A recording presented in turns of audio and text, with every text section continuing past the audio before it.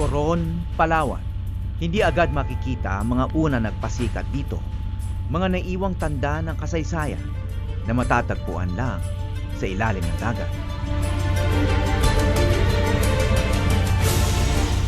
Dinarayo ito ng mga diver mula sa iba't ibang panig ng mundo. Pag nag-open water course kami dito, ang pinaka-exit dive nila ito. Shipwreck na sila. Pang fourth dive nila.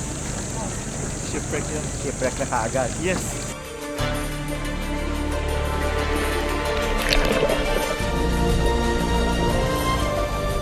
Pinalubog sa bakbakan noong ikalawang digmaang pandaigdig.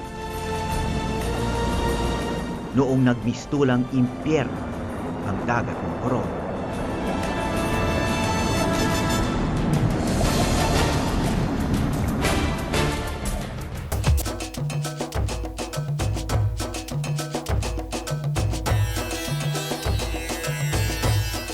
Dalawamput-apat na barkong Hapon ang nasa ilalim ng karagatan ng Coron.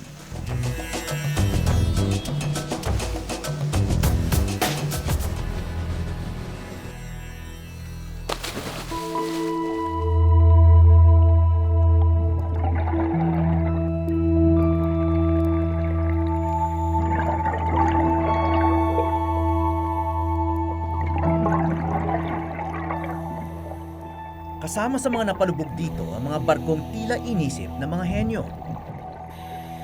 Sa ngalan ng ambisyong maghari sa Asia-Pasipiko. Ito ang mga labi ng barkong Akitsushima.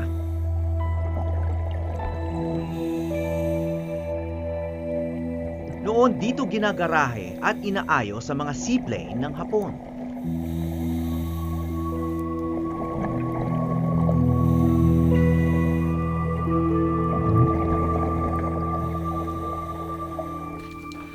May bala pa dun sa baba. Ang laking bala, ganun kalaki, oh. Ano pa? Mukhang hindi pa nagagamit. Tapos may anti-aircraft gun na tatlong ganun. Nakapwesto ko sa likod niya. Laki. Nakataob siya ng ganun, port side. Tapos may mahaba siyang crane.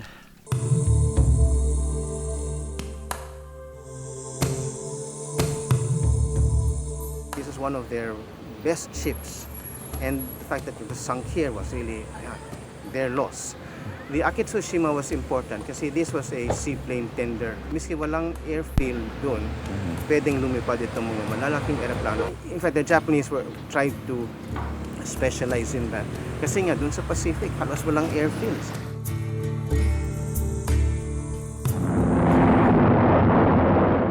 Noong malapit nang matalo ang mga Hapon sa giyera, tuloy-tuloy ang pambobomba ng mga Amerikano sa Maynila. Kaya mula Manila Bay sa Coron tumungo ang mga barkong Hapon para takasan ng mga airstrike ng mga kano. Bago pa ang digmaan, may mga sibilyan ng Hapon sa iba't ibang probinsya ng Pilipinas, kasama ang Palawan. Ano naman yung ginagawa ng mga Hapon? Hindi ito mga sundalo. Yung importante para sa mga Hapon sa Palawan was yung fishing industry. So we can see fishing, tapos yung mineral resources, then lumber. Yun yung tatlong importante para sa mga Hapon. Kaya nandun sila before the war.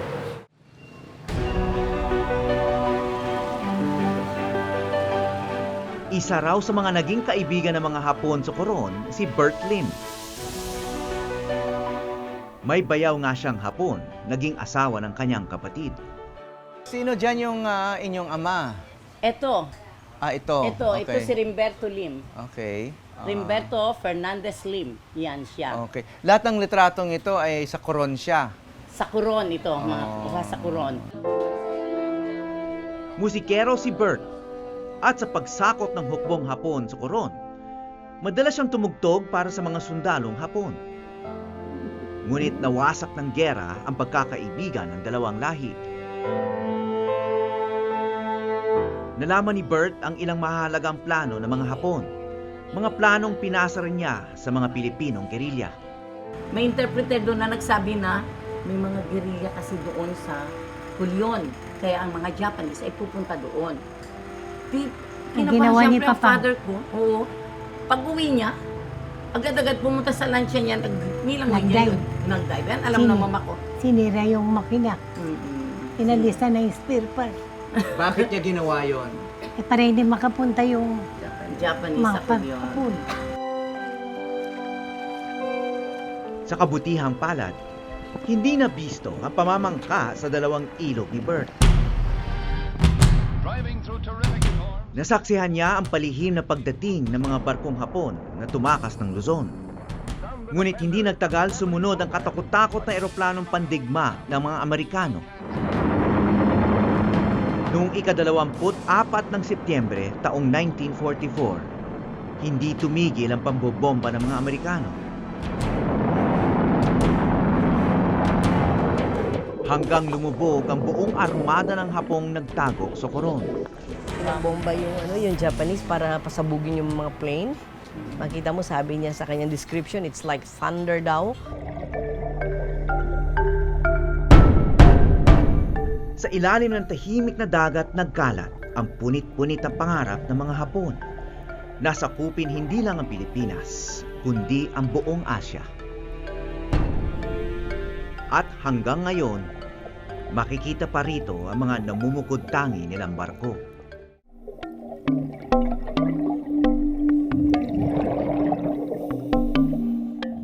Sa 24 na barkong mandirigmang Hapon na lumubog dito sa Coron, 13 lang ang masisisid ng mga diver.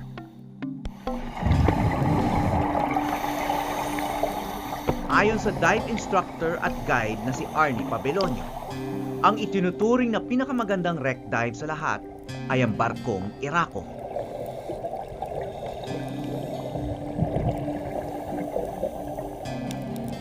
Sinisid namin ang lalim na 45 metro para matuntun ito. Ito ang pinakamalalim na wreck site sa Coron.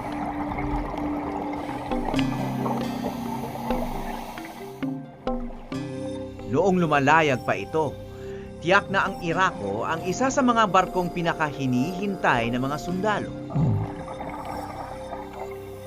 Sa gitna kasi ng gyera, nag-ahatid ito ng sashimi at ibang sariwang pagkain sa mga sundalong Hapon. Nag-iisa siyang refrigerated ship ng mga Hapon at maging ang mga Amerikano ay walang katulad nito. One of the very few refrigerated ships of the Japanese Navy. So ito talaga nakakapagdala ng fresh meat, fresh vegetables to the front sa South Pacific. Tsaka sashimi. Oo, sashimi din. No? So very fresh. No? So refrigerate kaya talagang this was very important to them. Lumubog yun doon. And the other ones were also freighters, they were cargo ships. And importante ito doon sa sinatawag nilang lifeblood of war. Kasi wherever it is, kailangan mo ng supplies, ng pagkain. Itong mga barkong ito ang nagdadala nito. Okay, so when we were in Coron, we shot this. Sa Maynila, kinonsulta ko ang isa sa pinakamatagal na nagsasaliksik sa mga shipwreck sa Pilipinas.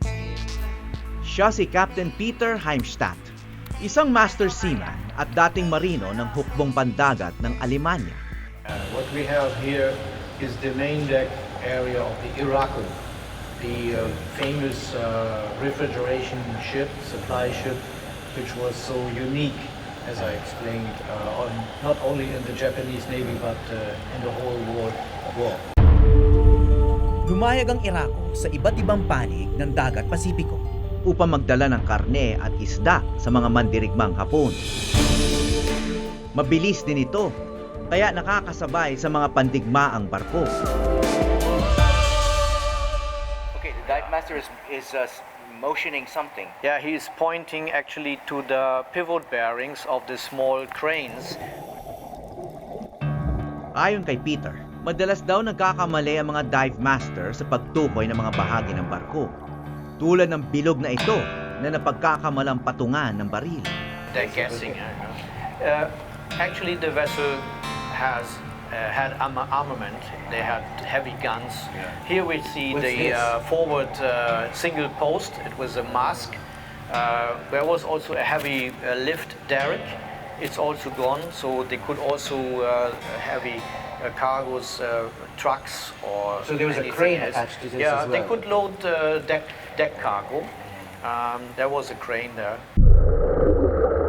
Maraming diver na tutuwang sumisid sa loob ng barko at lumusot sa mga butas nito. Ngunit mapanganib na pala itong gawin. Dahil napakaluma na nitong mga barkong ito, 73 years nang nakalubog itong mga barkong ito, ay gumuguho na sila sa sobrang luma at nangangalawang na, ang ninipis na raw ng mga bakal nito at kaya mapeligro yung mga diver na yung pag-dive doon sa loob. Tumungo kami sa Subic Bay, kung saan una niyang sinisid ang mga lumubog na barko noong dekado 80 pa. Dito niya natuklasan ang isang pambihirang kakayanan. I discovered a talent which I was not aware. I had a photographic memory. I don't know who teach me. Iginuhit ni Captain Peter ang bawat barkong kanyang sinuong.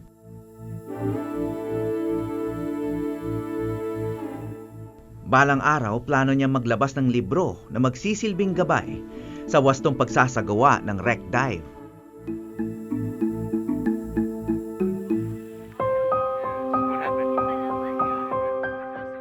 Hindi lang ang pagiging marino nagtulak sa kanyang balik-balikan ang mga labi ng nakaraan.